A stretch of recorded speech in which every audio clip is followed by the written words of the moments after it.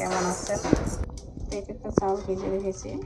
এটাকে আমরা হচ্ছে রমজান মাসের মধ্যে বেশি খাই, বিরন বলি। বুট দিয়ে রান্না করবো। চাউলটা ভেজে আমি হচ্ছে ভিজায় রাখছি। তো এটা আমার অনেক পছন্দ, আমাদের রাজশাহীর মানুষ অনেক বেশি খাই। বুট দিয়ে, এটা ধনের পাতা তো ধনের কালার হয়ে গেছে, ফ্রিজে রাখছিলাম। বুট আছে, বুট দিয়ে রান্না করবো। এটা ধনের পাতা ফ্রিজে রাখছি, তাই কালার হয়ে গেছে। সব মশলা দিয়ে দিয়েছি, সাথে 2টা শুকনো মরিচ ভেঙে দিয়েছি যেন ঘ্রাণটা হয়। তেজপাতা এলাচ সব কিছু দিয়েছি। এখন আদা রসুন আর হচ্ছে হলুদের গুঁড়া, মরিচের গুঁড়া দিব।